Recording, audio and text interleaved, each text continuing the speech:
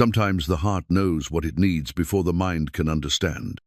Will Danner had been walking through life like a ghost since his wife died, until he found a 6-year-old girl wandering alone on a dusty road. The whole town of Rust Creek called him a fool for taking in little Clara. A broke cowboy with nothing but an old horse and a leaky cabin had no business raising a child, they said. The saloon keeper shook his head. The church ladies whispered. Even the store owner cut off his credit. But Will saw something special in Clara's eyes. He taught her to ride and read the stars. She brought laughter back to his empty home. When trouble came for their land, everyone would learn that sometimes the most unlikely families are the strongest ones. What would it take for a whole town to see they were wrong? Before we jump back in, tell us where you're tuning in from. And if this story touches you, make sure you're subscribed, because tomorrow I've saved something extra special for you. The morning sun cast long shadows across the weathered boards of Will Danner's front porch as he sat with his coffee, watching the dust settle on the road that led nowhere good. 3 years had passed since Sarah died, and the silence in their little cabin had grown so thick he could almost reach out and touch it. The coffee was bitter. He'd never learned to make it the way she did, with that gentle touch that somehow made even the cheapest grounds taste like something worth savoring. Rust Creek wasn't much to look at anymore. What had once been a bustling mining town now resembled a collection of sun-bleached bones scattered across the desert floor. The silver had played out 5 years back, and most folks with any sense had packed up and headed for greener pastures. Those who remained were either too stubborn, too poor, or too broken to leave. Will figured he was probably all three. The tobacco tin on his mantel held Sarah's wedding ring, simple gold band that caught the lamplight on the rare evenings he dared to open it. Most nights he left it be. Some memories cut too deep to visit regularly, and the sight of that ring always brought back the sound of her laughter, the way she hummed while kneading bread, the soft whisper of her breathing beside him in the dark. Dr. Henderson had done what he could when the fever took hold, but some battles couldn't be won with medicine and prayer. Will pushed himself up from the porch step, his knees protesting the movement. 58 years of hard living had settled into his bones like winter cold that never quite thawed. His reflection in the cabin's single mirror showed a man who'd forgotten how to hope-graying beard that needed trimming, eyes the color of storm clouds, and hands that shook just slightly when he thought nobody was watching. The work these days came irregular, mending fence for the few ranchers still holding on, hauling supplies from the railroad depot 12 miles east, sometimes helping Doc Henderson when his rheumatism acted up. The pay was barely enough to keep beans on the table and feed for Dusty, his 17-year-old gelding who'd grown as gray and stubborn as his owner. Dusty lifted his head from the sparse grass behind the cabin as Will approached with the morning's oats. The horse's eyes held a wisdom that came from years of partnership, and Will sometimes caught himself talking to the animal like he might actually understand. Maybe he did. Animals had a way of sensing things that people missed. "Morning, old friend," Will murmured, running his hand along Dusty's neck. The horse nickered softly, pushing his nose against Will's shoulder in the gentle demand for attention that had become their daily ritual. "Looks like another scorcher coming." The town's social hierarchy was as rigid as the desert ground in summer. At the top sat Mrs. Abernathy, the banker's widow, who held court every Sunday after church with the other ladies who'd managed to keep their respectability intact. Below them came the working folk storekeepers, the remaining miners, the few ranchers still scratching out a living. And at the bottom, drifting like tumbleweeds, were men like Will, the forgotten ones, the broken ones, the ones who'd lost their way and couldn't quite find the path back. The general store stood at the heart of what remained of Rust Creek's main street. Henderson's medical practice occupied a room above the barber shop, while the saloon, the one establishment that never seemed to lack for customers, squatted at the far end like a patient vulture.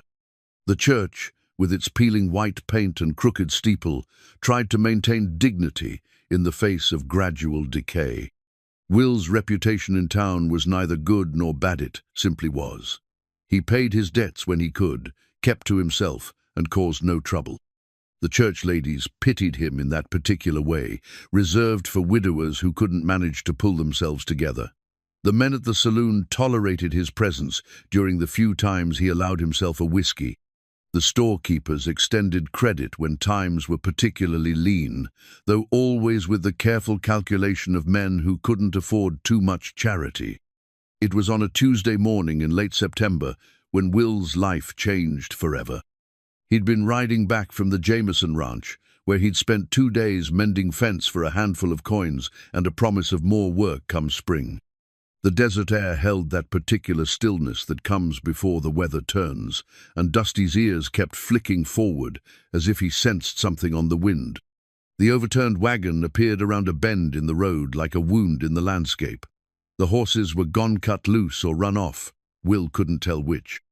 Scattered belongings lay strewn across the hardpan, a broken trunk, clothes that would never be worn again, pots and pans glinting in the harsh sunlight.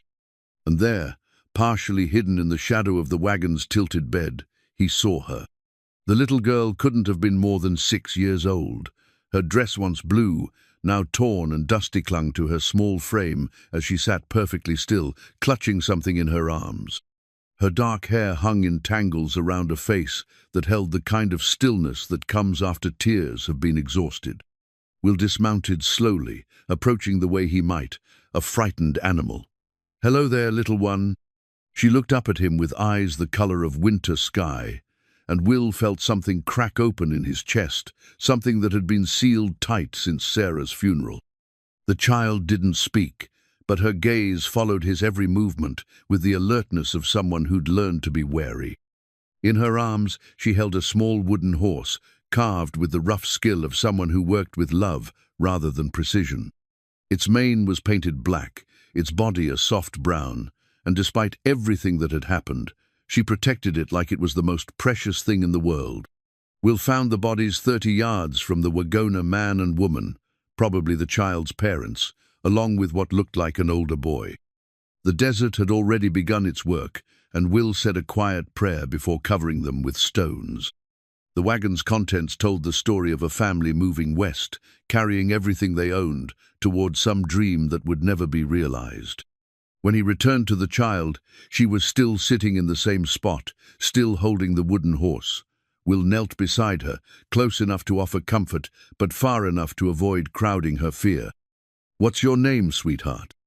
For a long moment, he thought she wouldn't answer. Then, in a voice barely above a whisper, "Clara." "That's a pretty name. I'm Will." He looked around at the destruction, then back at her small, solemn face. "Are you hurt anywhere?" She shook her head, a movement so slight he almost missed it. Will had never been good with children. He and Sarah had tried for years, but it wasn't meant to be, and they'd eventually made peace with just having each other. Now, looking at this broken little girl in her torn blue dress, he felt completely out of his depth. "Clara, I need to take you somewhere safe. Would that be all right?" She studied his face for what felt like hours, then nodded once. The ride back to town took twice as long as usual. Clara sat in front of him on Dusty's broad back, silent as a shadow, still clutching her wooden horse. Will found himself talking to fill the silence, telling her about Dusty, about the desert plants they passed, about anything that might ease the terror he imagined was building behind those careful blue eyes. As they reached the outskirts of Rust Creek, Will realized he had no idea what came next. The logical thing would be to take her to Doc Henderson, or maybe to the church, where Mrs. Abernathy and her ladies could figure out what to do with an orphaned child. But something made him hesitate. Maybe it was the way Clara's small hand had unconsciously gripped his shirt during the ride. Maybe it was the protective way she held that wooden horse, or the trust she'd shown in getting on his horse without question. Or maybe it was the loneliness that had been eating at him like acid for 3 long years, and the sudden, desperate hope that he might not have to face another evening in that silent cabin. Instead of stopping at the church or the doctor's office, Will guided Dusty toward his own place. Just for tonight, he told himself, just until he could figure out the right thing to do. His cabin looked different with Clara, inside it smaller somehow, but also more alive than it had been in years. She sat carefully on the edge of his one good chair, still holding the wooden horse, watching as he moved around, trying to make the place suitable for a child. The single room held a bed, a table, 2 chairs, and a fireplace that had seen better days. Sarah's things were still scattered around her sewing basket by the window, her favorite shawl hanging on a peg by the door, the tin that held her wedding ring sitting on the mantel like a shrine to better times. Will had never felt quite so helpless. What did children eat? How much sleep did they need? What was he supposed to say to fill the silence that stretched between them like an unfordable river? He settled on making her something to eat, though his cooking skills had never progressed much beyond coffee and beans. While he worked, Clara explored the cabin with the cautious curiosity of a cat in a new place. She paused at Sarah's sewing basket, her small fingers almost touching the bright threads, then pulled back as if she'd been burned. "It's all right," Will said gently. "Those belong to my wife. She would have liked you." Clara looked at him with those steady blue eyes, and Will had the strange feeling she understood, more than a 6-year-old should have to understand, about loss and loneliness and the weight of carrying on. That first night, she curled up in his bed while he made do with blankets on the floor. He lay awake listening to her breathe, marveling at how the simple sound of another person in the room could make such a difference. When she cried out in her sleep-soft, desperate sounds that spoke of nightmares, he couldn't fight for her. He almost went to comfort her. Instead, he whispered quiet words into the darkness, hoping somehow they might reach her. Morning brought reality crashing back. What had seemed like a simple kindness in the heat of the moment now loomed like a mountain he wasn't sure he could climb. The whole town would be talking by noon. A man like him, taking in a child without so much as consulting the proper authorities, it would set tongues wagging from the general store to the church steps. But when Clara woke and looked at him with those careful eyes, when she whispered a soft "thank you" for the bread and jam he'd managed to scrape together for breakfast, Will knew he was already in too deep to turn back. The first whispers started before he'd even made it to the general store for supplies. Mrs. Kendrick, the postmaster's wife, actually stopped sweeping her porch to stare as he walked by with Clara's small hand tucked in his. By the time he reached Henderson's store, he could feel the weight of curious eyes following his every move. "Will Dana?" old Pete Henderson called from behind the counter. "Heard you picked up a stray yesterday." "This is Clara," Will said, pulling the little girl gently forward. "She needs some proper clothes and such." Pete's eyes softened as he looked down at Clara, but Will caught the concerned glance he threw over the child's head. "Terrible thing. What happened to her folks? You planning on keeping her? Or?" "For now," Will said, more firmly than he felt, "she needs looking after." And that was how it started, with whispers and worried glances, and the gradual understanding that Will Dana, the broken-down cowboy who could barely take care of himself, had somehow decided to take responsibility for a 6-year-old orphan girl. The town's reaction was about what he'd expected. Some folks, like Doc Henderson, offered quiet support and advice. Others, particularly Mrs. Abernathy's circle, made their disapproval known in that subtle way that polite society had perfected. The general consensus seemed to be that Will's heart was in the right place, but a man in his position, unmarried, financially unstable, with no experience raising children, had no business trying to parent a little girl. What they didn't see, what Will was only beginning to understand himself, was that Clara wasn't just changing his life, she was saving it. For the first time in 3 years, he had a reason to get up in the morning that went beyond mere survival. Someone needed him, truly needed him, and that simple fact was like water to a man dying of thirst. Standing on his porch that evening, watching Clara play with her wooden horse in the dust of his front yard, Will made a decision that would define the rest of both their lives. Whatever it took, however many people disapproved, however hard the road ahead might be, he was going to do right by this little girl. He didn't know then how much that decision would cost him, or how much it would ultimately give back. All he knew was that sometimes, when life strips everything away, it also gives you a chance to start over if you're brave enough to take it. The nightmares started the second night. Will woke to the sound of Clara whimpering in her sleep, her small body curled tight as a fist around the wooden horse. When he lit the lamp and approached the bed, her eyes flew open with the wild look of someone caught between dream and waking.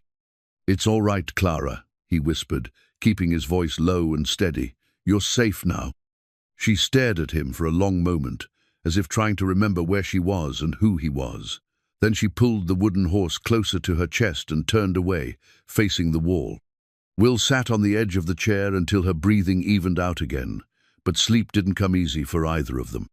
During the day, Clara moved through his cabin like a ghost. She ate what he put in front of her without complaint, but never asked for anything. She followed him around the property when he did his chores, staying always within sight but never quite close enough to touch. And always, she carried that wooden horse. Will found himself talking to fill the silence, explaining what he was doing as he fed Dusty, describing the plants they passed when they walked to the creek for water, telling her stories about the desert animals that came out at night. Clara listened with those serious blue eyes, but she rarely responded with more than a nod or shake of her head. The town's reaction grew more pronounced as the days passed. At the general store, conversations stopped when he entered with Clara trailing behind him. Mrs.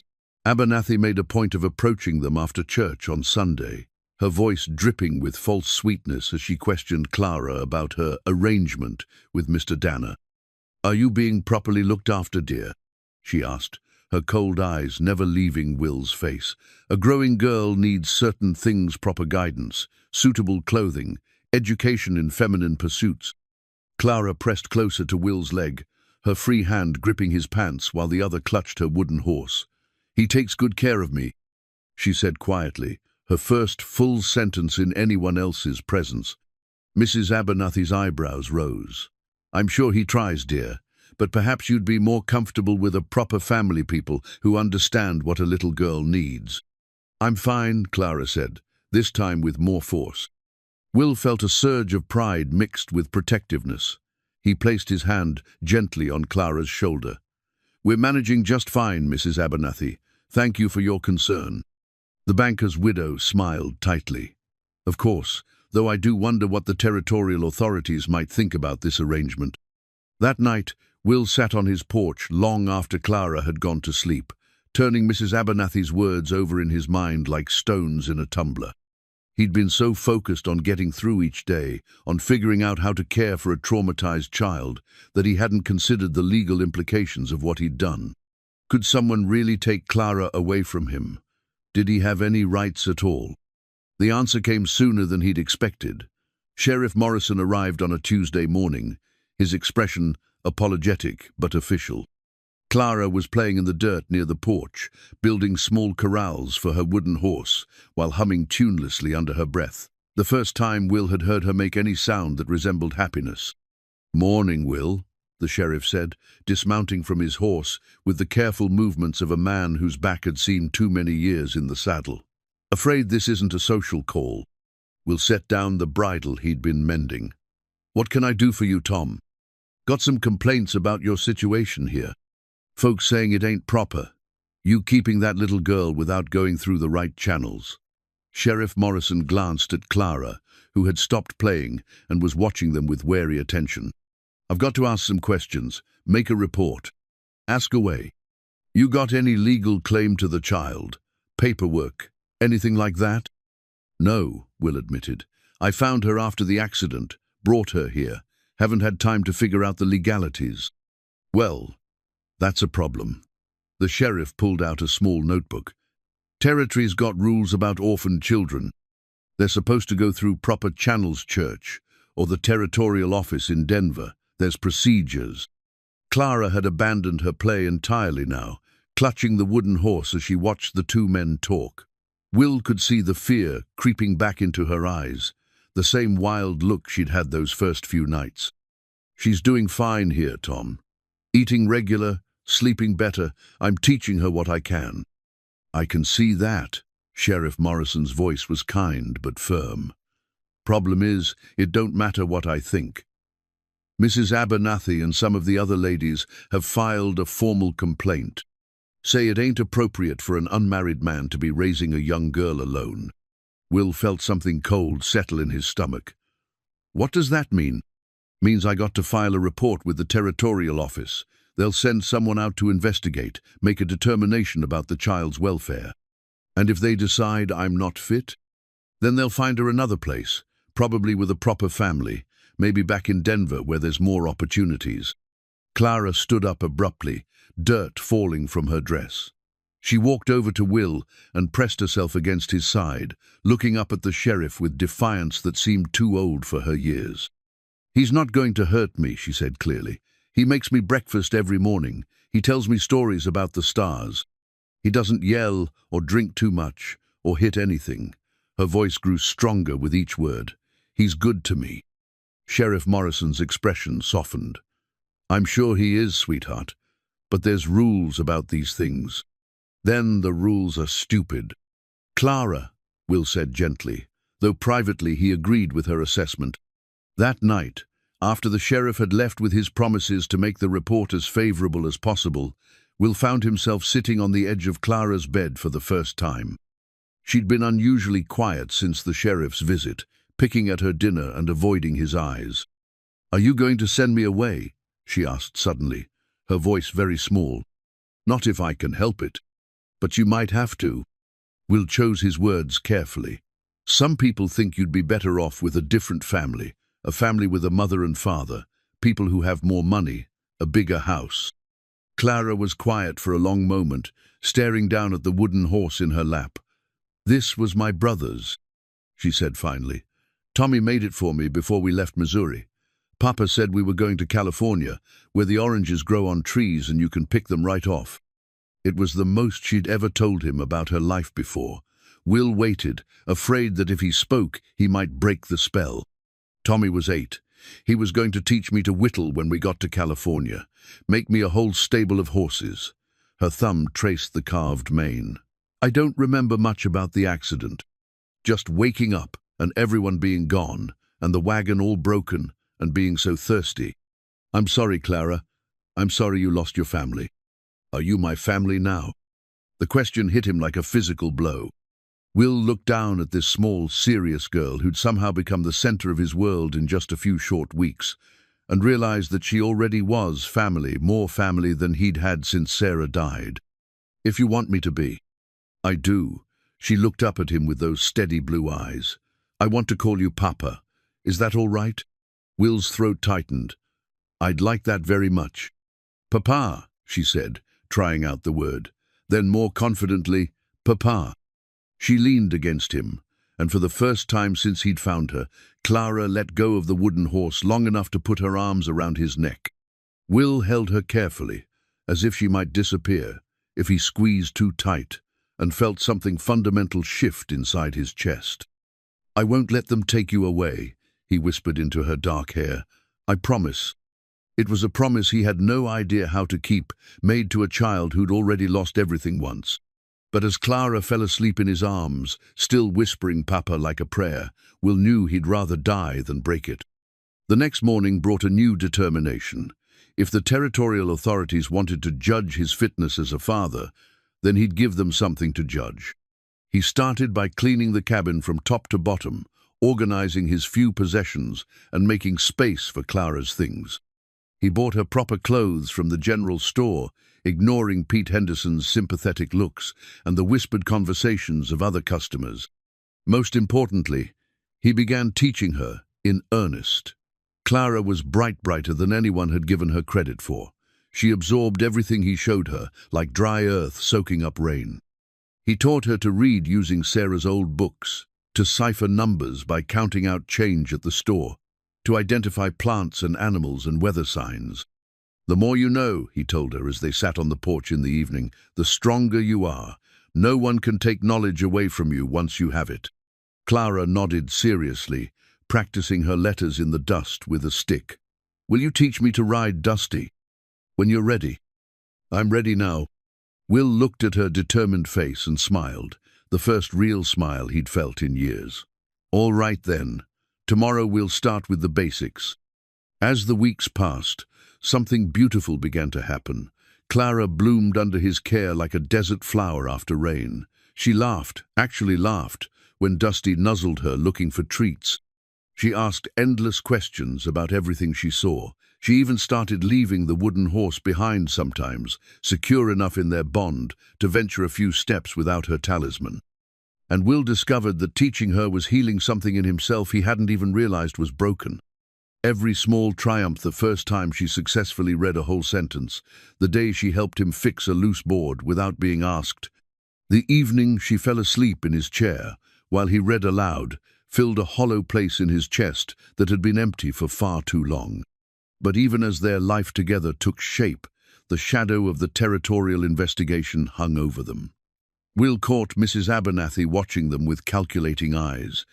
Other townspeople seemed to be taking sides, some supporting his right to care for Clara, others muttering about propriety and proper procedures. Clara felt the tension too. She stayed closer to him when they went to town, and sometimes he caught her staring off into the distance with that old wariness creeping back into her eyes. "They won't really take me away, will they, Papa?" she asked one evening as they watched the sun set from their porch. Will pulled her closer, wrapping his arm around her small shoulders. "Not if I have anything to say about it." But privately, he wondered if his love for her would be enough to overcome the weight of social convention and legal precedent. In the growing darkness of the desert evening, with Clara's warm weight against his side and the first stars beginning to appear overhead, Will Danner prepared to fight the hardest battle of his life, not with guns or fists, but with the fierce, desperate love of a man who'd found his purpose in protecting one small, brave girl.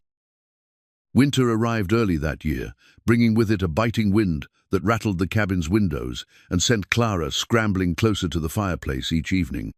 Will had spent the last of his savings on proper winter clothes for her heavy coat that nearly swallowed her small frame, sturdy boots, and thick stockings that she pulled up to her knees each morning with the serious concentration of someone performing an important ritual. The cold weather meant more time indoors, which gave Will opportunities he hadn't expected. Clara proved to be an eager student, soaking up knowledge with the hunger of someone who'd been starved for intellectual nourishment. They spent long afternoons by the fire while he taught her to read more advanced passages from Sarah's books, to work simple arithmetic problems, and to understand the basic principles that governed the world around them. "Why does the smoke go up the chimney instead of down?" she asked one morning, watching the grey wisps rise from their breakfast fire. Will set down his coffee cup and considered his answer. Clara's questions were never simple, and he'd learned that she could spot a lazy explanation from a mile away. "Heat rises," he said finally. "The hot air from the fire is lighter than the cold air outside, so it floats up like a cork in water." "But why is hot air lighter?"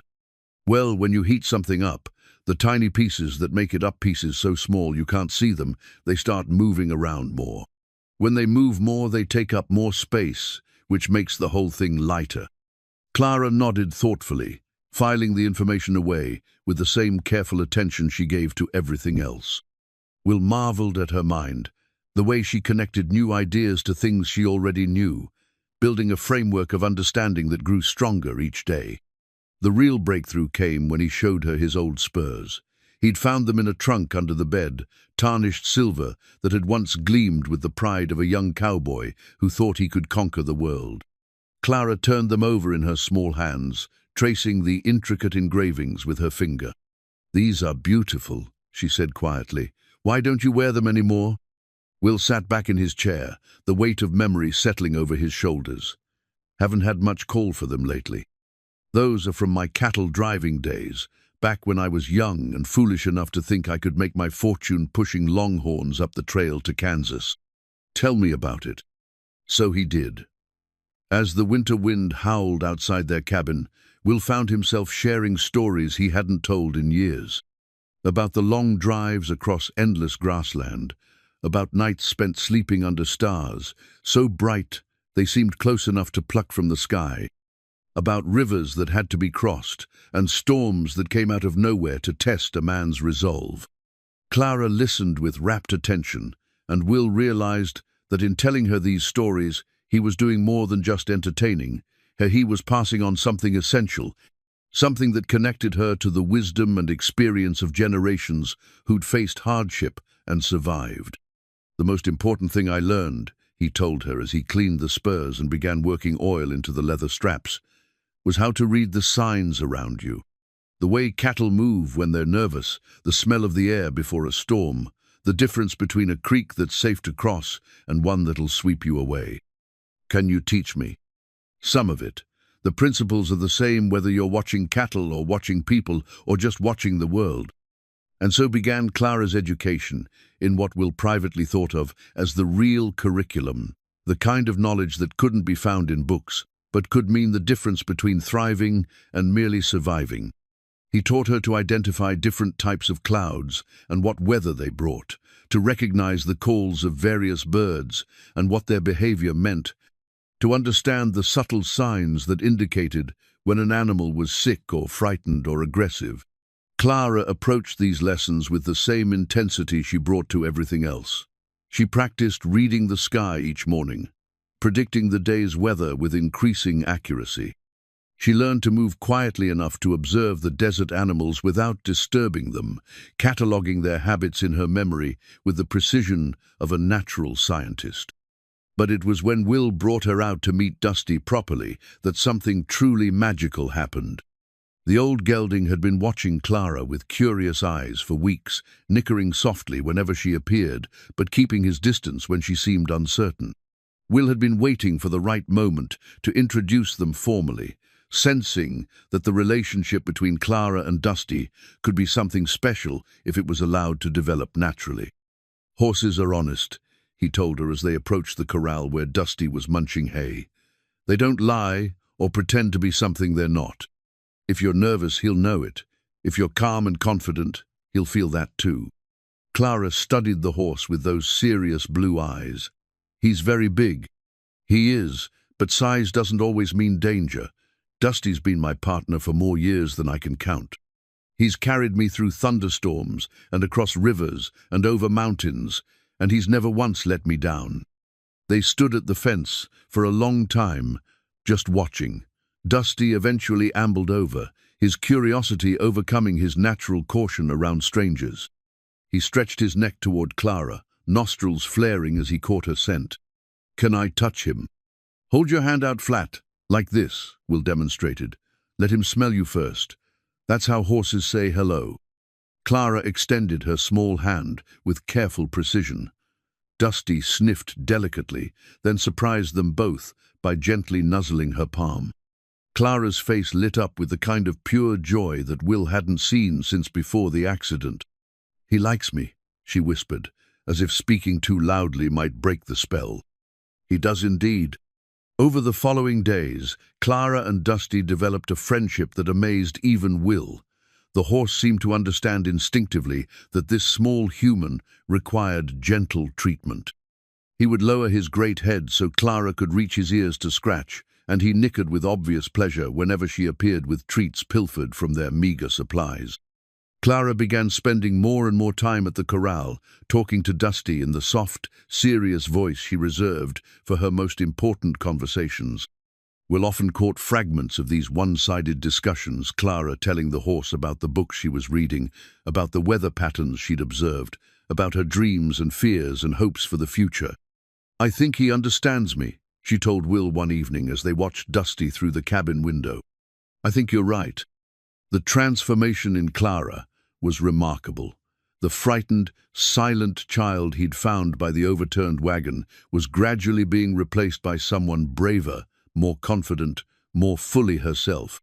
She still carried the wooden horse everywhere, but now it seemed less like a security blanket and more like a cherished memento, something that connected her to her past without defining her present.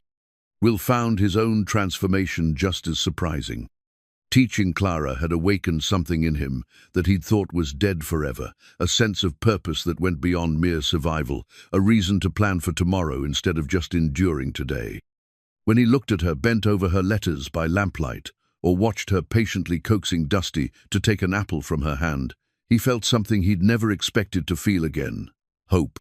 The townspeople were beginning to notice the changes too. Doc Henderson commented on how much Clara had grown, not just physically but in confidence and capability. Even some of Mrs.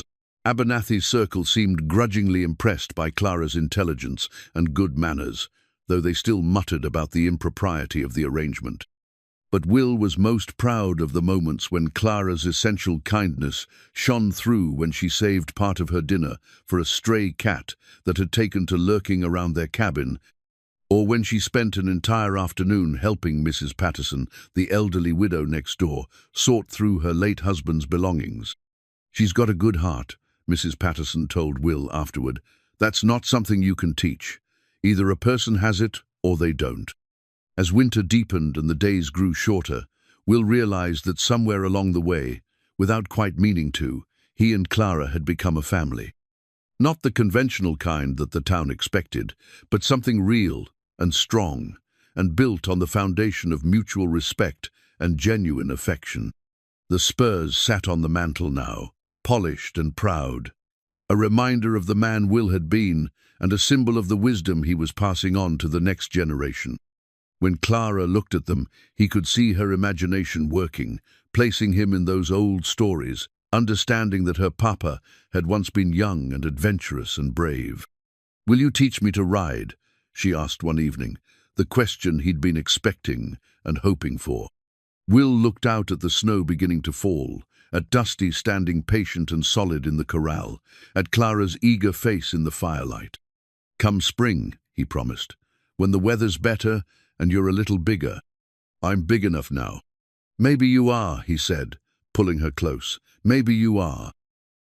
Spring arrived like a promise kept, bringing with it the kind of soft warmth that made everything seem possible again. The desert began its yearly transformation from brown to green, with wildflowers pushing up through the sand in defiant splashes of color. Clara spent her mornings cataloguing each new bloom, pressing the prettiest specimens between the pages of Sarah's old Bible with the reverence of someone creating a sacred text. Will kept his word about the riding lessons. On a morning when the air smelled of sage and new growth, he led Dusty out of the corral with Clara dancing alongside, her excitement barely contained. "First rule," he said, checking the saddle's girth with practiced hands, "is that you never get on a horse unless you're completely sure you trust each other. Dusty's been watching you for months now. He knows you're part of our family." Clara nodded solemnly, stroking Dusty's neck with the gentle confidence she'd developed over the winter months. The horse stood perfectly still, as if he understood the importance of this moment. Will lifted her into the saddle, his hands steady and sure despite the flutter of nervousness in his chest. Clara looked so small up there, her legs barely reaching halfway down Dusty's sides, but there was nothing uncertain about the way she held the reins or the straightness of her back. "How does it feel?" "Like I belong here," she said simply. They started with the basic show to sit properly, how to hold the reins, how to use her legs to communicate with the horse. Clara absorbed it all, with the same focused attention she brought to her other lessons, asking questions that showed she was thinking beyond the immediate mechanics to the deeper principles involved. "Why do we use our legs more than the reins?" she asked after Will had explained the concept for the third time. "Because horses are prey animals," he said, walking alongside as Dusty moved at a careful walk around the corral. "In the wild, if something grabs their head, it usually means a predator is trying to bring them down. But pressure from legs feels more like another horse nudging them. It's natural, not threatening." Clara experimented with the idea, using gentle pressure from her calves to ask Dusty to change direction. When the old horse responded immediately, she laughed with pure delight, a sound that made Will's heart soar. By the end of the week, she was riding confidently around the property, her natural balance and Dusty's patient guidance combining to create something that looked almost effortless. Will found himself watching from the porch in the evenings, marveling at how right she looked up there, how complete the picture seemed. It was during one of these evening rides that Clara made a discovery that would change their domestic routine forever. She came cantering back to the cabin with her cheeks flushed and her eyes bright with excitement. "Papa, there's a whole garden behind the old shed. Someone planted vegetables there, but they're all grown over with weeds." Will set down his coffee and followed her around the side of the cabin. Sure enough, there was Sarah's old vegetable garden, abandoned since her death and now choked with desert grass and tumbleweeds. He'd avoided this corner of the property for 3 years, unable to face the reminder of his wife's gentle hands coaxing life from the stubborn soil. "She loved this garden," he said quietly, his voice thick with memory. "Spent hours out here every day, talking to the plants like they were old friends. Can we fix it? Can we make it grow again?" Will looked down at Clara's eager face, then back at the neglected plot where Sarah had once grown enough vegetables to supplement their meager diet. The idea of disturbing this shrine to his wife's memory felt like sacrilege, but the hope in Clara's eyes was impossible to ignore. "It would be a lot of work," he said finally. "I'm not afraid of work." And she wasn't. Over the next several weeks, Clara threw herself into the garden project with the single-minded determination of someone on a sacred mission. They cleared the weeds together, Will's practiced hands guiding Clara's eager efforts. They enriched the soil with composted horse manure and kitchen scraps, preparing the ground for new life. It was while digging near the old tool shed that Clara made another discovery, a water-stained cookbook wrapped in oilcloth and buried in a wooden box. The pages were yellow and brittle, but Sarah's careful handwriting was still legible on most of them. "These are her recipes," Will said, turning the pages with reverent fingers. "She copied them down from her mother and her grandmother before that." Clara studied the faded ink with fascination. "Could we try making some of them?" The idea terrified and thrilled Will in equal measure. Sarah's cooking had been one of the great joys of their marriage, and he'd avoided even attempting her recipes since her death, afraid that his clumsy efforts would somehow diminish her memory. But Clara's innocent enthusiasm made it seem possible again.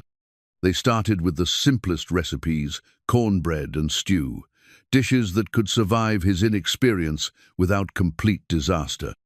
Clara proved to be a surprisingly capable assistant, her small hands perfectly suited to tasks like measuring spices or kneading dough.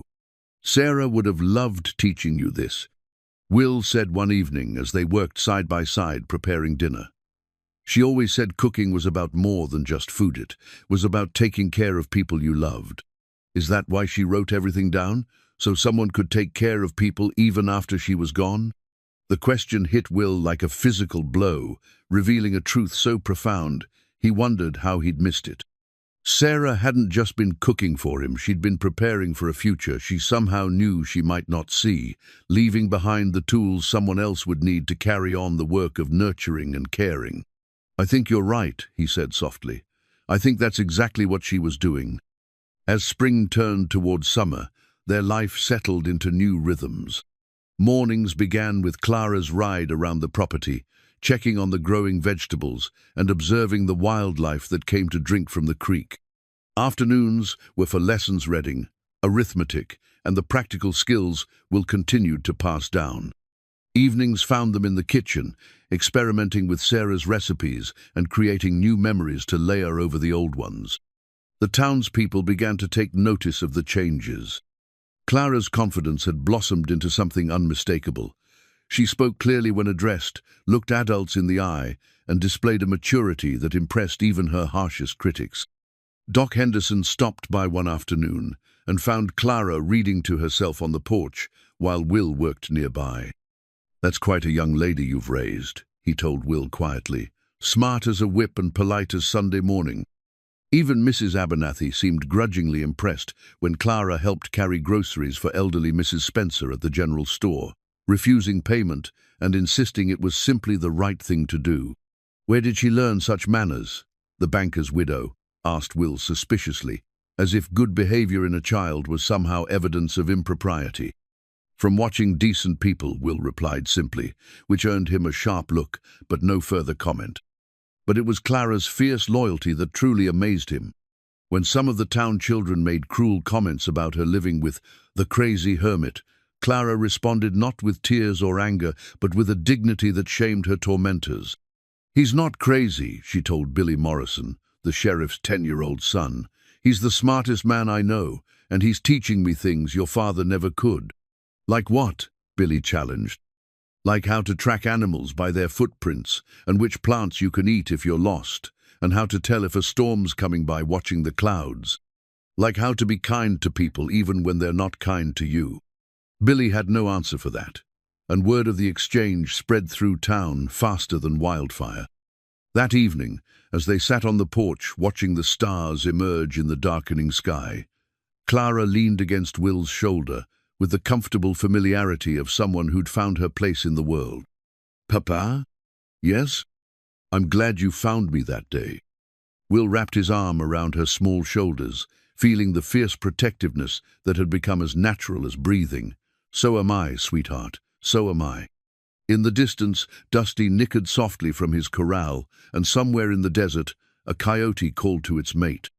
The night sounds of their world surrounded them like a lullaby, and Will marveled at how complete his life had become. Clara had brought him back from the edge of despair and given him a future worth living for. Tomorrow would bring new challenges. He could feel them gathering like storm clouds on the horizon.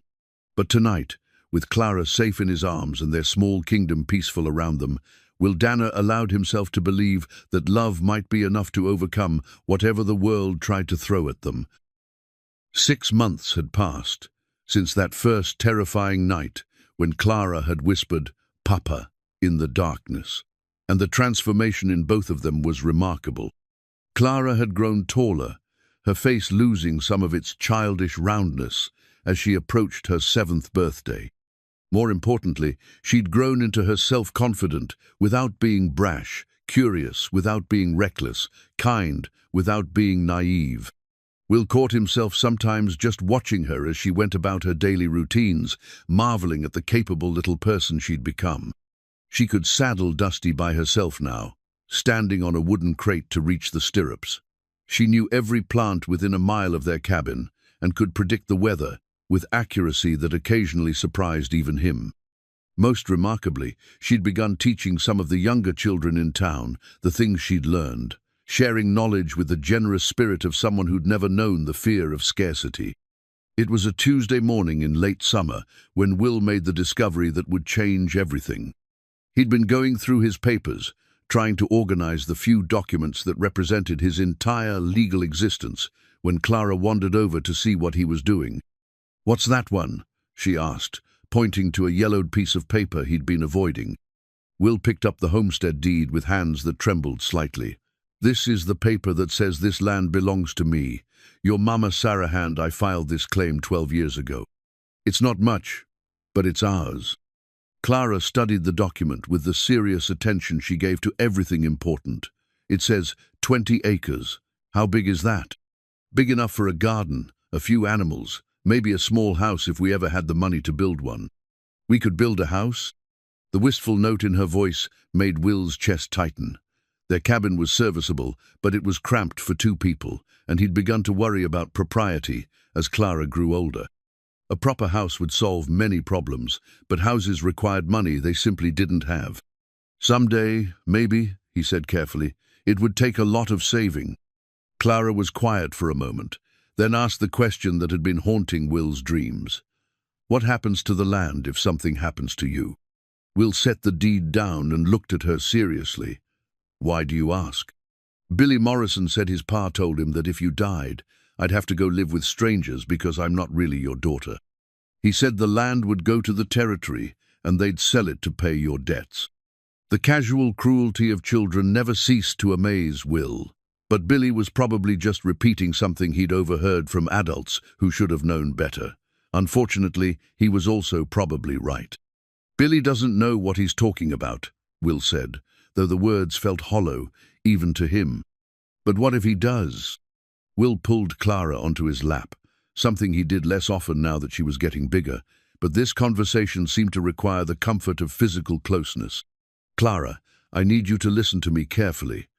I'm not planning on going anywhere anytime soon.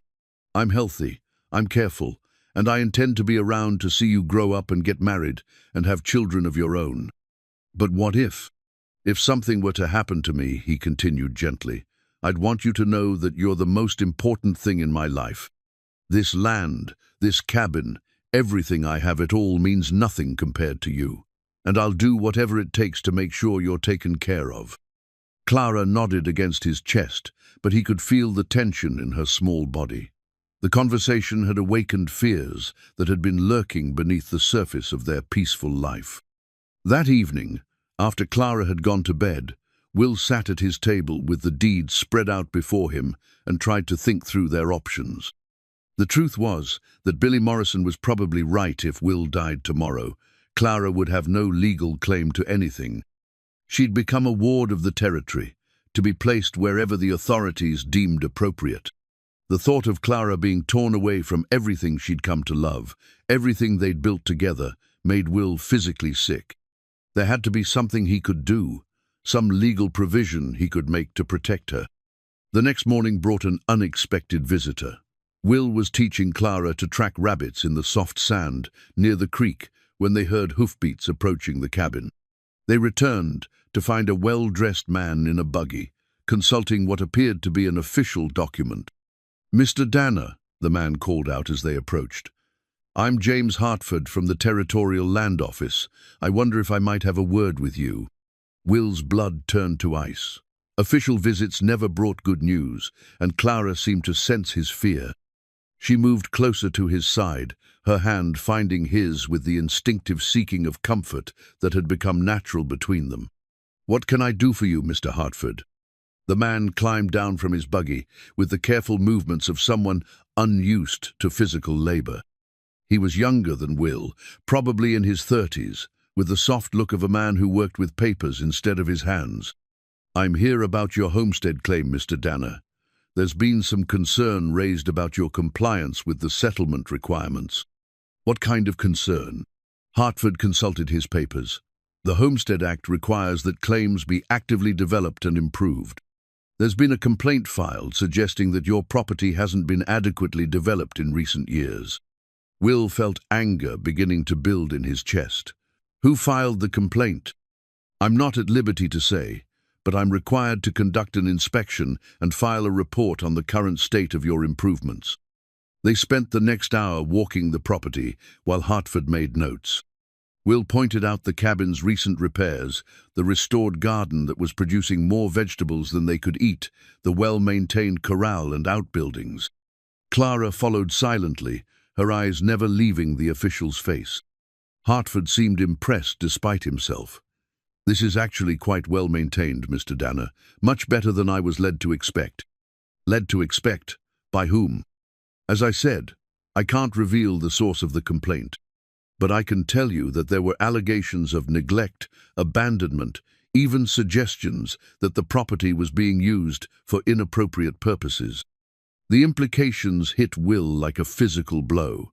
Someone wasn't just trying to take his land, they were trying to destroy his reputation and, by extension, his relationship with Clara. "Mr. Hartford," Will said carefully, "I've lived on this land for 12 years. I've met every requirement of the Homestead Act, and I've got the documentation to prove it. My property is well maintained, my taxes are current, and I'm using the land for its intended agricultural purposes. I can see that, but there's also the matter of the child." Clara's hand tightened in Will's. "What about her?" "Well, the complaint suggests that you're not actually her legal guardian, that she's being kept here under questionable circumstances. If that's true, it could affect your homestead status." "How so?" "The Homestead Act favors families, Mr. Danner. Single men can make claims, but preference is given to those who are actively building stable family units. If there are questions about the legitimacy of your family situation," Hartford let the implication hang in the air like smoke from a green fire. "Clara is my daughter in every way that matters," Will said firmly. "I've been caring for her for over a year. She's healthy, happy, and receiving an education that would be the envy of most children in the territory." "I'm sure that's true, but without legal adoption papers, without proper documentation," Hartford shrugged apologetically. There are procedures that should have been followed. After Hartford left with promises to file his report within the week, Will and Clara sat on their porch in heavy silence. The shadow of official scrutiny had fallen over their little kingdom, and both of them could feel the foundations of their world shifting beneath their feet. "Are they going to take our land?" Clara asked finally. "Not if I can help it." "Are they going to take me away from you?" Will pulled her close, breathing in the familiar scent of her hair sunshine and sage, and the particular sweetness that belonged only to her. "No," he said with more conviction than he felt. "Whatever it takes, whatever I have to do, I won't let that happen." But as the sun set behind the mountains and the desert began its nightly transformation from furnace to icebox, Will Danner wondered if love and determination would be enough to stand against the combined forces of law, custom, and the kind of calculated malice that could file anonymous complaints against a man who'd done nothing but try to give a homeless child a place to belong.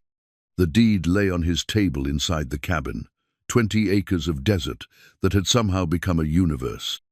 Tomorrow he would start fighting for it, and for Clara, and for the right to define family in terms of love rather than law. Tonight, he simply held his daughter and tried to memorize the feeling of her trust, her warmth, her absolute faith that he would somehow find a way to keep them together. In the distance, Dusty whinnied softly, and Clara smiled against Will's shoulder. "He's saying good night," she whispered. "Yes," Will agreed. "He's saying good night." The letter arrived on a Thursday morning, carried by young Tommy Fletcher, who rode out from town with the weekly mail delivery. Will's hands shook as he read the careful script, each word falling like a hammer blow against his hopes. "Dear Papa," it began, and Will's heart stopped for a moment before he realized Clara was reading over his shoulder. "I wanted to write this down so I could say it right," the letter continued. "Yesterday, when that man came asking questions about our land, I saw how scared you got. Not scared for yourself, but scared for me. I've been thinking about what Billy Morrison said, about what would happen if something happened to you, and I realized something important. You saved my life when you found me by that broken wagon. Not just because I might have died out there, but because you gave me a home and a family when I had nothing. You taught me to read and ride and be strong. You showed me that love isn't about blood, it's about choice. Every day you choose to be my papa, and every day I choose to be your daughter. I know people talk about us. I know they think it's wrong for a man like you to raise a girl like me. But they don't understand what we understand. We're a real family, maybe more real than some of the families they think are proper. I'm not afraid of what might happen, because I know you'll fight for us. And I want you to know that I'll fight too. I'm not the scared little girl you found anymore. I'm your daughter, and that means I'm strong. I love you, Papa. Thank you for choosing me. Your Clara." Will stared at the letter for a long time, his vision blurring with tears he hadn't felt coming. When he looked up, Clara was standing in the doorway, her chin raised with the determined expression he'd come to know so well. "When did you write this?" "Last night, after you thought I was asleep. I heard you pacing around, and I knew you were worrying about everything that man said." Will folded the letter carefully and tucked it into his shirt pocket, right over his heart. "This is the most precious thing anyone has ever given me." Clara smiled, the radiant expression that could light up their entire cabin. "It's not a gift, Papa. It's just the truth." That afternoon, Will made a decision that surprised even himself. Instead of hiding from the town's scrutiny, he would face it head-on. He hitched Dusty to their small cart and drove into Rust Creek with Clara beside him, her hand resting confidently on his arm. Their first stop was Doc Henderson's office. The old physician looked up from his ledger with surprise as they entered. "Will, Clara, what brings you to town on a weekday?" "Need to ask a favor, Doc. I want you to examine Clara and write up a report on her health and development. Something official that I can show to the territorial authorities if needed." Doc Henderson's weathered face creased with understanding. "Heard about Hartford's visit. Town's been buzzing about it." "I figured as much." The examination was thorough but gentle. Doc Henderson's experienced hands checking Clara's growth, her reflexes, her general state of health. He tested her reading ability, her arithmetic skills, and her knowledge of basic science and geography. "Remarkable," he murmured, as Clara correctly identified the bones in the human arm using a medical chart. "Most children her age can barely spell their own names." When the examination was complete, Doc Henderson sat down to write his report. His pen scratched across the paper with deliberate precision. "Miss Clara Danner," he wrote, and Will felt a surge of gratitude for the doctor's careful choice of words, "is a healthy, intelligent, and well-educated child of approximately 7 years. Her physical development is excellent, her intellectual capabilities are far above average for her age group, and her emotional maturity reflects the care and guidance of a loving guardian. In my professional opinion, she is thriving under her current circumstances and shows no signs of neglect, abuse, or improper treatment of any kind." He signed the document with a flourish and handed it to Will. That should carry some weight with Hartford and his superiors. Their next stop was the general store, where Pete Henderson looked up from his inventory with a knowing smile. "Afternoon, Will, Clara. Here you might be needing some character references." Word traveled fast in a small town, especially when it involved official investigations and anonymous complaints. Will found himself surrounded by more support than he'd dared to hope for. Mrs. Patterson, the elderly widow, shuffled over from the fabric section. "That child has been nothing but helpful and polite every time I've seen her," she declared loudly enough for the entire store to hear. "More mannerly than most children with 2 parents and a fancy education." Even Tom Morrison, the sheriff's wife, nodded approvingly. "Billy's been talking about all the things she's teaching the other children, bird calls and plant identification and such. Says she knows more about the desert than most grown men." But it was the arrival of Father Miguel from the little Catholic church on the edge of town that truly surprised Will. The priest had never paid much attention to them before, but now he approached with a warm smile.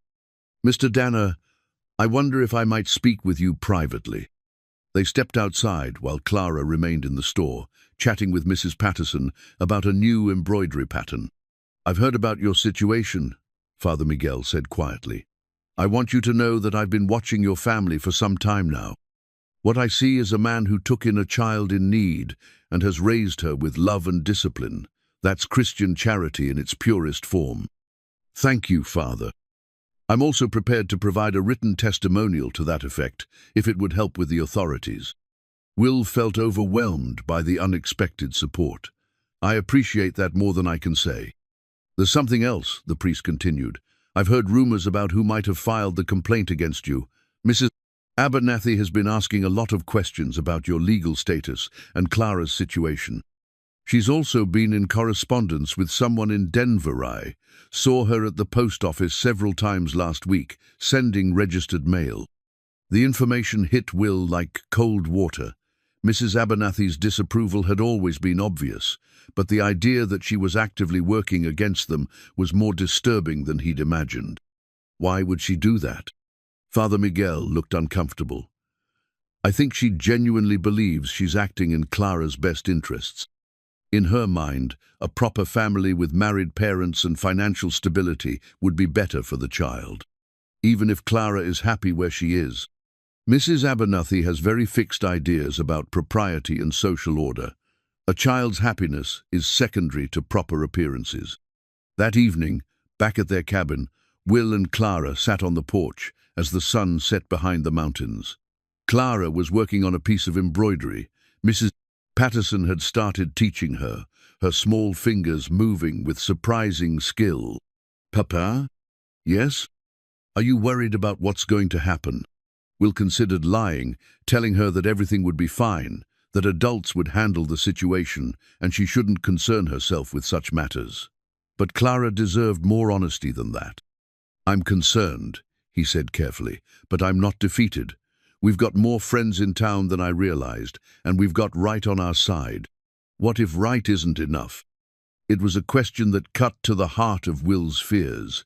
In his experience, right didn't always triumph over wealth, influence, and social convention. "Then we'll keep fighting until it is enough." Clara nodded and continued her embroidery, her face serene in the fading light. "I wrote another letter today," she said casually. "Oh?" "To the territorial governor. I told him about our life here, about everything you've taught me, about how happy I am. I asked Mrs. Bron Patterson to help me spell the big words correctly." She looked up at him with a mischievous smile. "I also told him that I know more about desert survival than most of his territorial officials, and that if they want to test that claim, I'd be happy to demonstrate." Will stared at his 7-year-old daughter in amazement. "You wrote to the governor?" "Tommy Fletcher is going to mail it for me tomorrow. He said it was the finest letter he'd ever seen from someone my age." As the stars began to appear in the darkening sky, Will marveled at Clara's courage and determination. She was fighting for their family with the same fierce loyalty he felt for her, using every weapon at her disposal, intelligence, charm, and the kind of straightforward honesty that could shame adults into doing the right thing. "You continue to amaze me," he told her. "Good," she said with satisfaction. "I learned from the best." In the distance, Dusty nickered softly, and a coyote answered from the hills. Their small world felt both fragile and eternal in the desert twilight, balanced on the edge of an uncertain future, but grounded in a love that had proven stronger than law or custom or the disapproval of narrow minds. Whatever came next, Will thought, at least they would face it together. The official summons arrived on a Monday morning, delivered by a nervous-looking deputy from the county seat who kept glancing at Clara as if she might bite him. The heavy paper bore the territorial seal and formal language that made Will's hands shake as he read it aloud. "Notice of child welfare investigation. You are hereby required to appear before the Territorial Child Welfare Board on October 15th, 1885, to address concerns regarding the custody and care of the minor child known as Clara. Failure to appear will result in immediate removal of said child to protective custody pending resolution of her legal status." Clara listened to the formal words with the same serious attention she gave to everything important. But Will could see the fear creeping back into her eyes, the same wild look she'd had those first terrible nights after he'd found her. "What does that mean, Papa?" Will folded the paper carefully, trying to keep his voice steady. "It means some people think they know what's best for you better than we do. But we know what's best for me. I know what's best for me. Yes, we do. But sometimes adults have to prove things to other adults, even when children already understand perfectly well." The deputy cleared his throat uncomfortably. "There's more, Mr. Danner. I'm also supposed to inform you that a relative has come forward claiming custody of the child." Will's blood turned to ice. "What relative?" "Mrs. Elizabeth Hartwell of Denver. Claims to be the child's great-aunt on her mother's side. She's filed papers with the territorial court claiming guardianship based on blood relation." Clara moved closer to Will's side, her small hand finding his with the instinctive seeking of comfort that had become natural between them. "I don't know any Mrs. Hartwell." "Doesn't matter if you know her or not," the deputy said, not unkindly. "Blood relation takes precedence over other arrangements." After the deputy left, Will and Clara sat in heavy silence on their porch. The summons lay on the table between them like a coiled snake, its formal language representing a threat more deadly than any rattler in the desert. "Papa," Clara's voice was very small, "are you going to let them take me away?" Will pulled her onto his lap, something he hadn't done in months, but this conversation seemed to require the comfort of physical closeness. "I'm going to fight this with everything I have, but I need you to understand something important." Clara nodded against his chest. "If this Mrs. Hartwell really is your family, if she can give you things I can't, a proper education, nice clothes, opportunities I'll never be able to provide, then maybe." "No." Clara pulled back to look at him directly, her blue eyes blazing with fierce determination. "You're my family. You're my papa. I don't care about nice clothes or opportunities. I care about you. But what if she could give you a better life? This is my life. This is where I belong."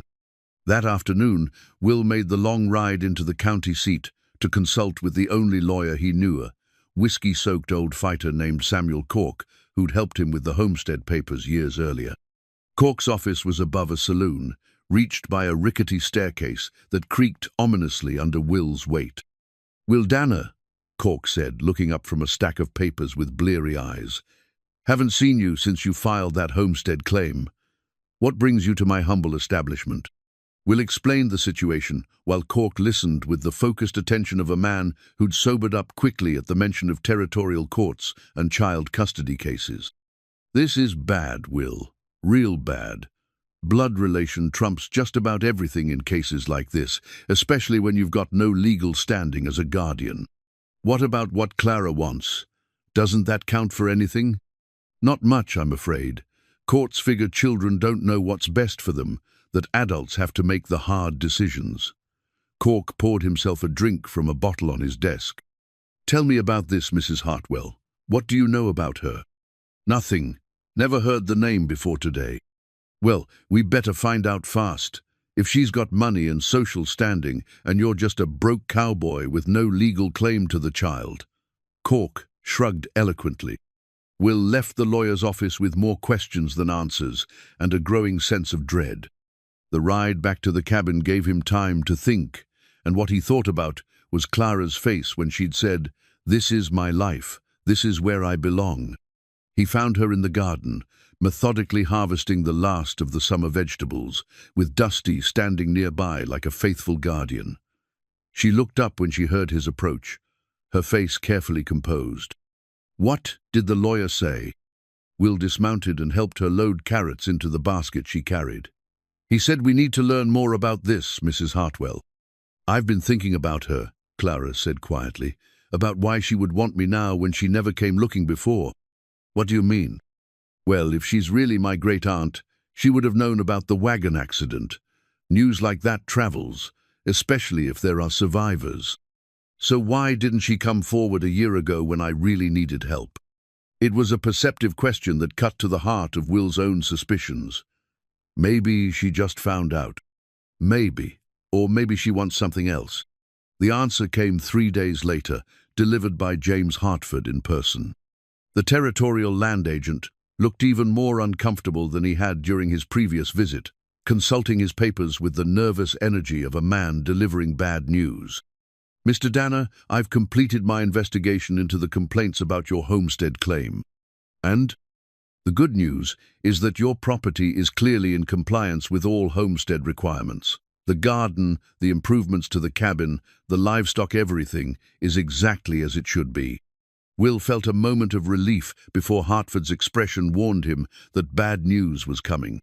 "However, there's been a new development. Mrs. Hartwell has filed a claim on the mineral rights to your property." "Mineral rights? What mineral rights?" Hartford spread a map on Will's table, pointing to a section that included his 20 acres. "According to territorial survey records, there's a potential silver deposit running through this area. It was missed in the original geological surveys, but recent mining activity in the next valley has revealed promising mineral formations." Will stared at the map, pieces of a puzzle clicking into place with sickening clarity. "She's not after Clara because she cares about her. She's after the land." "I can't speculate about Mrs. Hartwell's motives," Hartford said carefully, "but I can tell you that if she gains legal guardianship of Clara, and if Clara is determined to be the rightful heir to her parents' estate, which might include claims to the mineral rights on this landwell, it could complicate your homestead claim significantly." "How?" "The Homestead Act grants rights to agricultural use of the land, but mineral rights can be claimed separately. If there's silver here, and if Clara's parents had any legal connection to previous mining claims in this area, Mrs. Hartwell could argue that the child has a superior claim to the mineral wealth." Will felt the walls of his world closing in around him. "So she gets Clara and the land." "It's possible." That evening, Will sat Clara down and explained what they were really facing. She listened with the grave attention of someone far older than her 7 years, asking pointed questions that revealed an understanding of adult motivations that broke Will's heart. "So she doesn't want me because I'm her family," Clara said finally. "She wants me because I might be worth money." We don't know that for certain. Yes, we do. Clara's voice was steady, but Will could see tears gathering in her eyes. Just like we know that some people will use any excuse to take away what doesn't belong to them. Clara, it's all right, Papa. I understand now why you've been so worried. She looked up at him with those clear blue eyes that seemed to hold more wisdom than any child should possess. But I need you to understand something too. Even if she takes me away, even if she gets the land and the mineral rights and everything else she wants, she'll never really have me. Because I belong to you and you belong to me, and that's something no court or law or greedy woman can ever change. Will pulled her close, breathing in the familiar scent of her hair sunshine and sage and the particular sweetness that belonged only to her. In 2 weeks, they would have to appear before the territorial board and fight for the right to remain together. They would face a woman who saw Clara not as a child in need of love, but as a means to potential wealth. The odds were stacked against them in every possible way. Mrs. Hartwell had blood relation, money, social standing, and legal precedent on her side. Will had nothing but his love for Clara and her love for him. But as he held his daughter in the gathering darkness of their small cabin, surrounded by the life they'd built together from nothing but hope and determination, Will Danner made a silent vow. Whatever it took, whatever the cost, he would not let Clara become a pawn in someone else's game of greed. The summons lay on the table, its official seal catching the lamplight like a malevolent eye. In 2 weeks, their world would either be confirmed or destroyed. Tonight, they were still a family, and that would have to be enough to sustain them through whatever came next. The discovery came by accident, as the most important discoveries often do. Will had been cleaning out the old trunk under his bed, looking for any documents that might help their case, when his fingers found an envelope wedged behind the wooden slats. The paper was yellowed with age, the ink faded but still legible, and as Will read the contents, he felt his heart begin to race. Certificate of Service, United States Army, William T. Danner, Sergeant, 3rd Colorado Volunteer Infantry. Served with distinction in the Battle of Glorieta Pass, March 1862. Commended for valor under fire and leadership of men in desperate circumstances. There were other papers to discharge orders citing his exemplary conduct and natural leadership abilities, recommendations from his commanding officers, even a medal he'd forgotten he owned. Tarnished now, but still bearing the eagle and shield that marked him as a decorated veteran. Clara found him sitting on the floor, surrounded by the papers, staring at them as if they might disappear. "Papa? What are all those?" Will looked up at her, seeing the curiosity in her eyes, mixed with concern for his obvious emotional state. "These are from the war, sweetheart. From before I met your mama, when I was a soldier." Clara knelt beside him, studying the official documents with the same careful attention she gave to everything important. "You were a sergeant?" "For a while. Led a company of men through some rough country, some difficult battles." "Why didn't you ever tell me?" It was a fair question, and Will struggled to find an answer that would make sense to a 7-year-old. "I suppose because that was a different life, a different man. When I came home from the war, all I wanted was to forget about fighting and violence and just live peacefully with your mama." Clara picked up the medal, turning it over in her small hands. "But you were brave. You were a leader. I was young, and probably more lucky than brave." "No," Clara said with that certainty that sometimes startled him. "You're still brave. You're still a leader. You just lead differently now." That afternoon, Will made a decision that surprised even himself. Instead of hiding from his past, he would use it. He hitched Dusty to their cart and drove into town with the military papers, tucked carefully in his jacket, and Clara beside him, her chin raised with the determined expression that had become her trademark. Their first stop was Doc Henderson's office, where the old physician read through the service records with growing amazement. "Good Lord, Will, you never mentioned you served at Glorieta Pass. That was one of the most important battles of the Western theater. Seemed like ancient history." "Ancient history, hell. You helped save Colorado Territory from Confederate occupation. Doc Henderson looked at the commendations with newfound respect. Says here you took command when your captain was wounded, held a crucial position for 6 hours against superior numbers. Doc. No, let me finish. This changes everything about how people will see you, Will. You're not just some broken-down cowboy taking care of an orphan. You're a war hero who's chosen to dedicate his life to raising a child who needed help. Their next stop was Sheriff Morrison's office, where Tom read through the papers with the careful attention of a man who understood the weight of military service. I'll be damned, he said finally. Begging your pardon, Clara. Will, why didn't you ever mention this? Never seemed relevant. Relevant? Hell, man, half the territorial officials are veterans themselves. Judge Warren, who's likely to preside over your custody hearing, was a colonel in the Union Army. This could make all the difference. But it was their visit to Father Miguel that truly opened Will's eyes to how much his military record might help their cause. Mr. Danner, the priest said after reading the service papers, I think you underestimate how much this will mean to the authorities. You're not just a man who took in an orphan, you're a proven leader who has dedicated his post-war life to service and sacrifice. I just wanted to give Clara a home. Exactly. And that impulse to serve others, to put someone else's welfare above your own convenience, that's the same spirit that made you a good sergeant. You've simply found a different way to serve.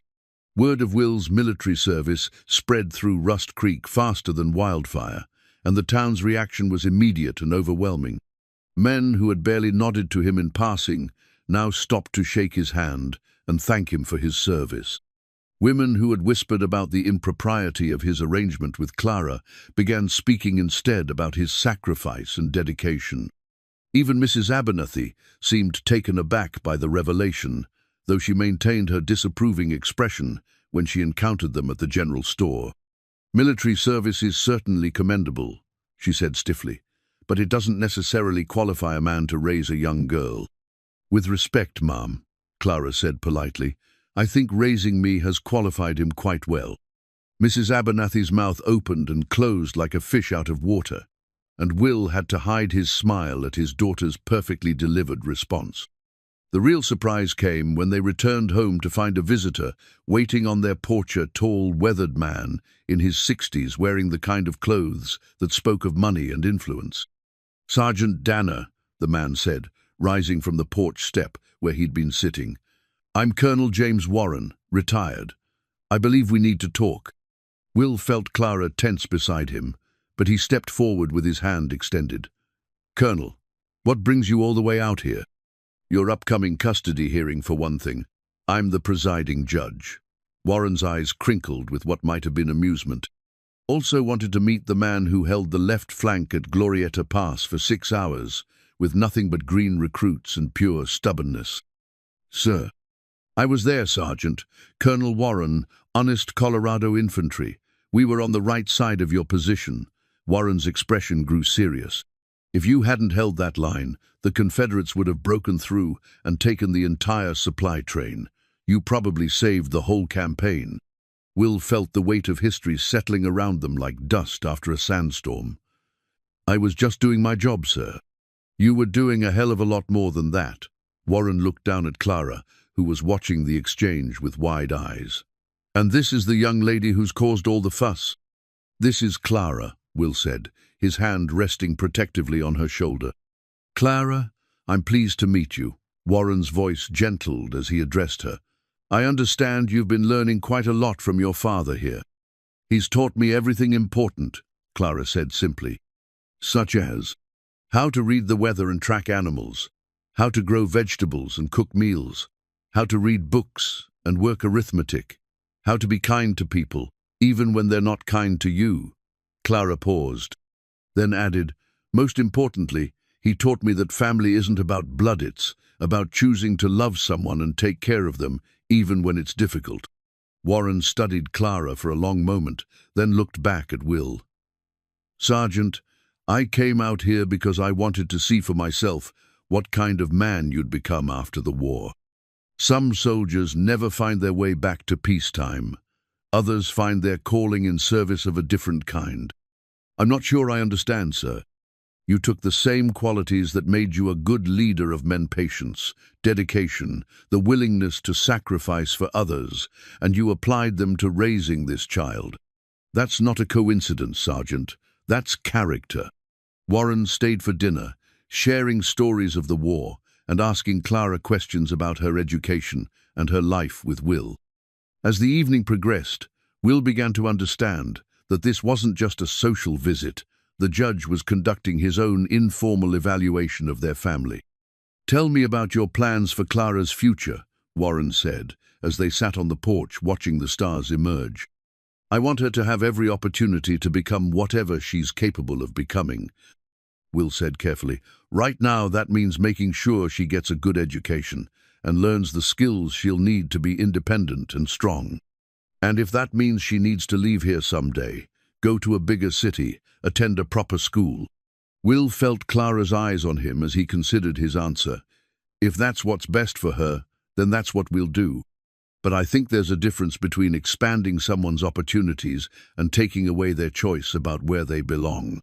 Interesting distinction. Warren stood to leave, shaking Will's hand with the firm grip of one soldier, acknowledging another. "The hearing is in 5 days, Sergeant. I suggest you bring these service records and as many character witnesses as you can manage." After Warren left, Will and Clara sat in comfortable silence for a while, processing the significance of the evening. "He likes us," Clara said finally. "I think you're right. But he's still going to have to follow the law, isn't it? Even if he likes us." Will pulled her closer, marveling at her ability to understand complex adult situations. "Yes, he will. But at least now I think he understands what we really are, what we mean to each other." "What do you think Mrs. Hartwell is like?" It was a question Will had been dreading. "I don't know, sweetheart, but I suspect she's very different from us." "Do you think she'll try to make me call her something other than your daughter?" "Probably." Clara was quiet for a moment. "It won't work. I know who I am." Over the next few days, the town rallied around them in ways Will had never expected. Doc Henderson organized a petition signed by nearly every resident of Rust Creek, testifying to Clara's health, happiness, and proper upbringing. Father Miguel wrote a formal letter praising Will's character and dedication. Even some of the women in Mrs. Abernathy's circle quietly expressed their support, impressed by Clara's intelligence and good manners. Most touching of all was the delegation of children who appeared at their cabin on the Thursday before the hearing. Billy Morrison, the sheriff's son, who had once tormented Clara with cruel predictions about her future, stood at the head of the group with his hat in his hands. "Clara," he said formally, "we wanted you to know that we hope you get to stay. You've taught us a lot of things our regular teachers never could, and we think Mr. Danner is lucky to have you for a daughter." Clara smiled at the group of children, some of whom had never shown her much kindness before. "Thank you, that means more to me than you know." As Friday dawned clear and cold, Will and Clara prepared for the most important day of their lives together. Clara wore her best dress, and Will had cleaned and pressed his one good suit. The military papers were carefully folded in his jacket pocket, along with all the letters of support and character references they'd gathered. "Are you ready?" Will asked as they climbed into their cart for the long ride to the county seat. Clara looked back at their cabin, at Dusty in his corral, at the garden where they'd worked side by side through the changing seasons. Then she looked up at Will with those clear blue eyes that had first captured his heart over a year ago. "I'm ready, Papa. Whatever happens, I'm ready." As they drove toward town, and the hearing that would determine their future, Will reflected on the strange turns his life had taken. He'd been a soldier, a husband, a widower, and finally a father-like role, teaching him something different about service, sacrifice, and love. Today, he would find out if those lessons had been enough to build a family strong enough to withstand the forces trying to tear it apart. The territorial courthouse in Millbrook was an imposing brick building that seemed designed to make ordinary people feel small and insignificant. Will and Clara climbed the stone steps together, her small hand tucked securely in his, both of them trying to project more confidence than they felt. The hearing room was already crowded when they arrived. Will recognized many faces from Rust Creek Doc Henderson, Father Miguel, Sheriff Morrison, and even some of the townspeople who had signed the petition supporting them. But his attention was immediately drawn to the woman sitting at the front table with two well-dressed lawyers flanking her like expensive bookends. Mrs. Elizabeth Hartwell was exactly what Will had expected and somehow worse. She was a handsome woman in her 50s, dressed in black silk with jewelry that probably cost more than Will made in 5 years. Her grey hair was perfectly arranged, her posture rigid with the kind of authority that came from never having been told no. When she looked at Clara, her expression was calculating rather than loving, the look of someone appraising a valuable piece of property. "That's her," Clara whispered, pressing closer to Will's side. "That's the woman who wants to take me away." Colonel Warren entered from a side door, his military bearing unmistakable even in civilian clothes. He took his place behind the judge's bench and called the hearing to order with the efficient authority of a man accustomed to making difficult decisions. This hearing concerns the custody of the minor child, Clara, currently residing with Mr. William Danner of Rust Creek. Mrs. Elizabeth Hartwell has petitioned the court for guardianship based on blood relation and superior circumstances. Mr. Danner contests this petition. Warren's eyes met Will's briefly. "Mrs. Hartwell, you may present your case first." Mrs. Hartwell's lead lawyer, a thin man with cold eyes and expensive clothes, rose to address the court. His voice was smooth and practiced, the kind of rhetoric designed to make complex issues seem simple and obvious. "Your Honor, this case is quite straightforward. Mrs. Hartwell is the deceased child's great-aunt, her closest living relative. She is a woman of means and social standing, able to provide Clara with advantages that Mr. Danner simply cannot offer. She can ensure proper education, suitable companions, and preparation for a respectable future." The lawyer painted a picture of Will that made him sound like a dangerous vagrantan, unmarried man with no steady income, no education, living in primitive conditions with no female supervision for the child. He made their life together sound sordid and inappropriate, full of dangers to Clara's moral and physical development. "Furthermore," the lawyer continued, "there are questions about Mr. Danner's mental state following his wife's death. Witnesses report erratic behavior, excessive drinking, and social isolation. Is this really the environment in which to raise a vulnerable young girl?" Will felt Clara's hand tighten in his as the lawyer's words painted their life in the darkest possible colors. Everything they said was technically true, but presented in a way that stripped away all context, all love, all the genuine care and growth that had defined their relationship. Mrs. Hartwell herself took the stand next, her voice cultured and confident as she described her own circumstances. She owned a large house in Denver, had connections to the best schools, could provide Clara with music lessons, art instruction, and social opportunities that would prepare her for marriage to a suitable gentleman. "I can give her everything a young lady needs," Mrs. Hartwell said, her eyes fixed on Colonel Warren rather than Clara. "Proper clothing, refined education, introduction to appropriate society. She would want for nothing." "And your relationship to the child?" Warren asked. "Clara's grandmother was my sister. We corresponded regularly until her death several years ago. I knew about Clara's existence, of course, but I wasn't aware of the family's western migration until I received word of the tragic accident." Will leaned forward slightly. There was something in her tone, something that didn't quite ring true. Colonel Warren seemed to notice it too, his next question carefully phrased. "When exactly did you receive word of the accident, Mrs. Hartwell?" "Several months ago. As soon as I learned of Clara's circumstances, I took immediate steps to secure her welfare." "Several months ago," Warren repeated thoughtfully. "The accident occurred over a year ago. News of such events typically spreads quite rapidly, especially when there are survivors." Mrs. Hartwell's composure slipped just slightly. The news was delayed. I was traveling in Europe at the time." It was then that Clara surprised everyone, including Will, by standing up in her seat. Her voice was clear and strong, carrying easily through the courtroom. "Your Honor, May I ask Mrs. Hartwell a question? Warren looked startled, but intrigued. This is highly irregular, but proceed. Clara looked directly at Mrs. Hartwell, her blue eyes steady and serious. What was my grandmother's name? I beg your pardon. My grandmother, your sister, what was her name?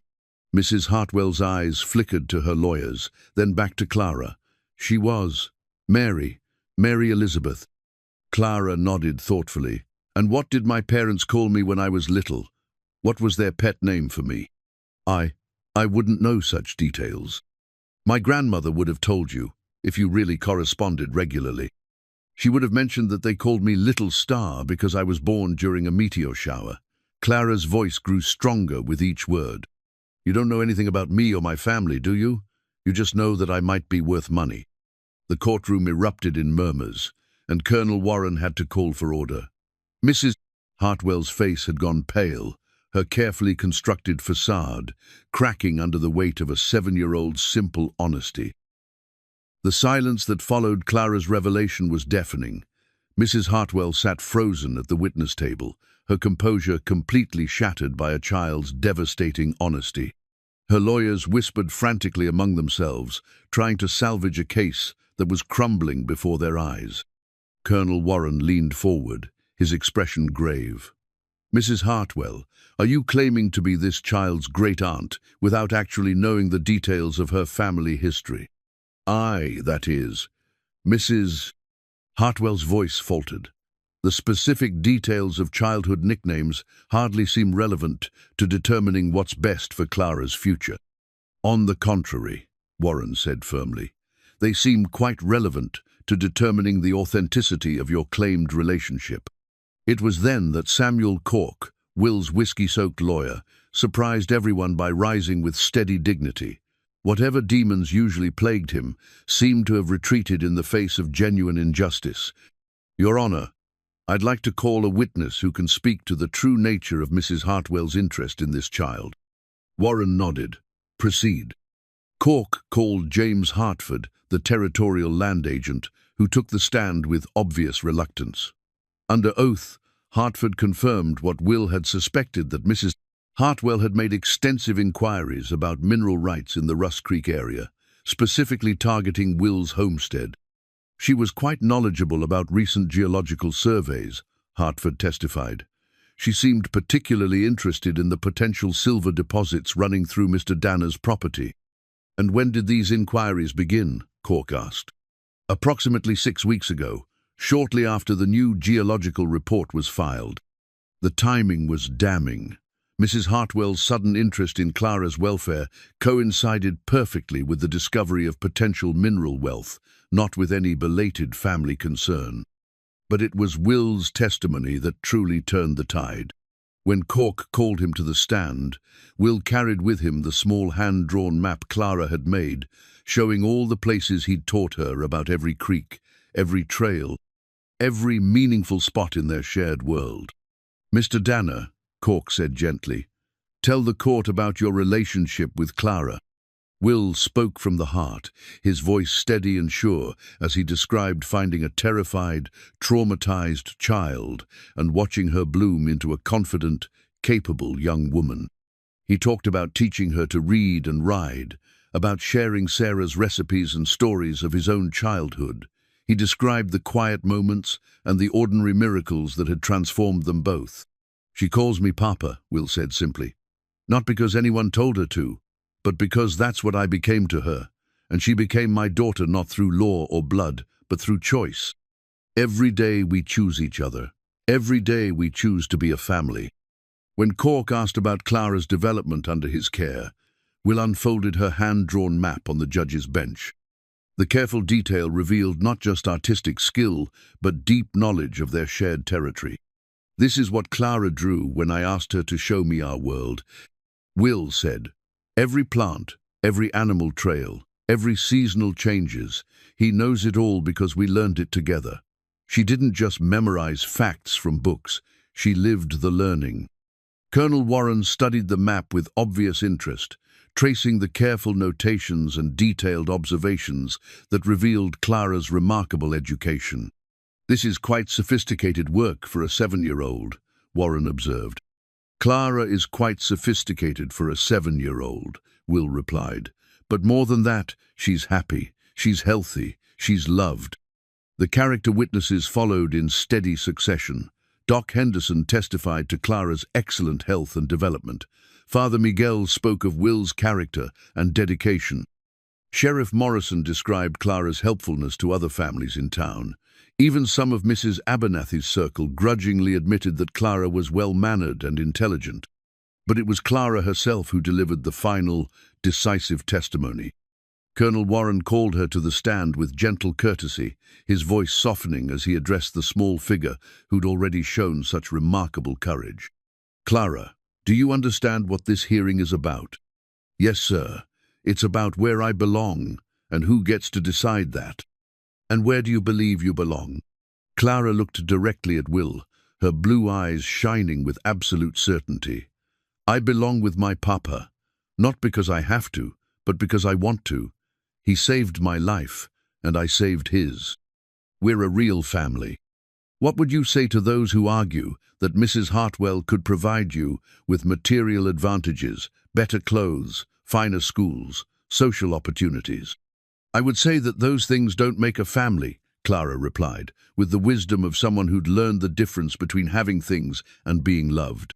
"My papa gives me everything I need, not everything I might want someday, but everything I need to grow up strong and good and happy." Warren leaned back in his chair, the weight of decision visible in his weathered features. The gavel in his hand seemed to represent more than legal authority. It held the power to preserve or destroy the most genuine family bond anyone in that courtroom had ever witnessed.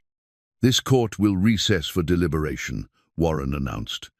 "We will reconvene in 1 hour for my decision." As the courtroom emptied, Will and Clara remained seated together, her small hand still tucked securely in his. Whatever came next, they had spoken their truth with courage and dignity. The gavel would fall soon, and with it, their fate would be decided. 1 year later, Clara stood in the doorway of their new cabin, watching the sun rise over the mountains that had become as familiar to her as her own heartbeat. The simple dress she wore was made from fabric the townswomen had contributed, sewn with careful stitches that spoke of community acceptance and genuine affection. At 8 years old, she had grown taller and more confident, but the serious blue eyes that had first captured Will's heart remained unchanged. "Good morning, little star," Will called from the kitchen, using the pet name that had helped save their family that day in the courthouse. Clara smiled at the memory. Colonel Warren's decision had been swift and decisive once he'd returned from deliberation. His words still echoed in her mind. "This court finds that the best interests of the child, Clara, are served by remaining in the custody of William Danner, who has proven himself to be not merely a guardian, but a true father in every sense that matters." Mrs. Hartwell had left that day in fury, her lawyers muttering about appeals that never materialized. The mineral rights dispute had evaporated once Clara's parentage was officially established and her chosen family legally recognized. It turned out the silver deposits were less promising than the geological surveys had suggested, making the whole mercenary scheme pointless in the end. The new cabin was twice the size of their old one, built with help from nearly every man in Rust Creek, and furnished with donations from families who had come to understand what Will and Clara meant to each other. Doc Henderson had organized the construction project, declaring that a war hero and his daughter deserved proper accommodations. Even Mrs. Abernathy had contributed a set of china that had belonged to her mother, grudgingly admitting that Clara had turned out better than expected. Clara walked to the corral where Dusty stood waiting for his morning oats. The old horse nickered softly at her approach, nuzzling her shoulder with the gentle affection that had never wavered. At 19, Dusty was showing his age, but he still carried Clara on their daily rides through the desert they both loved. "Morning, old friend," she murmured, stroking his grey muzzle. "Ready for our adventure?" She saddled Dusty with the practiced efficiency of someone who'd been riding for over 2 years, her movements confident and sure. Will had taught her everything he knew about horses, and Clara had added her own intuitive understanding of what the animals needed. Together, they'd become partners in the truest sense. The garden behind their cabin was thriving beyond anything Sarah had ever achieved. Clara had expanded it each season, adding new vegetables and even some flowers that served no practical purpose beyond beauty. The cookbook that had belonged to Will's first wife now sat on their kitchen shelf, its pages stained with use and love, as Clara continued to master the recipes that connected her to the woman she'd never met, but whose legacy lived on in every meal they shared. As Clara rode through the desert morning, checking the small herd of cattle they'd been able to purchase with money Will earned from his growing reputation as a horse trainer, she thought about how much their world had expanded. The territorial governor had indeed received her letter, and his response had been both amused and impressed by her articulate defense of their family. He'd even visited Rust Creek the previous spring, spending an afternoon with Clara and Will that resulted in a formal commendation for Will's service to the community. The town itself had changed too. New families had arrived, drawn by reports of mineral wealth that proved exaggerated, but staying for the community they found. Clara had become something of a local celebrity, the girl whose courage in the courthouse had become legend. Visiting officials often asked to meet her, and she handled their attention with the same straightforward honesty that had served her so well. But it was the smaller changes that mattered most to Clara. The way Will smiled now, not just with his mouth but with his eyes, the sound of his laughter echoing through their cabin in the evenings. The confidence with which he spoke of their plans for the future, no longer hedging every hope with the fear that it might be taken away. She had changed too, growing not just in size, but in understanding. The frightened, silent child who had clutched a wooden horse in the wreckage of her first life had become someone who helped younger children when they were scared, who taught survival skills to visiting families, who wrote letters to the territorial capital suggesting improvements to child welfare policies. The wooden horse itself sat on the mantel in their new cabin, no longer a desperate talisman, but a cherished reminder of where she'd come from. Sometimes Clara held it, while Will told stories of their early days together, both of them marveling at how far they'd traveled from that first, desperate night when she'd whispered "Papa" in the darkness. As the sun climbed higher and the desert began its daily transformation from cool morning to blazing day, Clara turned dusty toward home. She could see Will working in the corral with a young mare someone had brought for training, his movements patient and sure as he earned the animal's trust. It was work he'd discovered he had a gift for, and word of his skill had spread throughout the territory. "Papa," she called as she approached. "The cattle are all accounted for, and I saw fresh deer tracks by the North Creek." Will looked up with a smile that never failed to warm her heart. "Good work, little star. Ready for some breakfast?" "Always." As they walked to the cabin together, Clara reflected on the strange turns life could take. She'd lost her first family to tragedy, found her second through chance and choice, nearly lost it to greed and legal technicalities, and emerged with bonds stronger than blood or law could create. The dress she wore was simple but well made, a gift from women who had once questioned her place in their community, but now claimed her as one of their own. It represented acceptance, belonging, and the kind of love that had to be earned rather than demanded. That evening, as they sat on their porch watching the stars emerge in the darkening sky, Clara leaned against Will's shoulder with the comfortable familiarity of someone who had found her place in the world. "Papa?" "Yes, sweetheart?" "Do you ever wonder what would have happened if you hadn't found me that day?" Will was quiet for a moment, considering. "I try not to think about it. Some possibilities are too terrible to contemplate."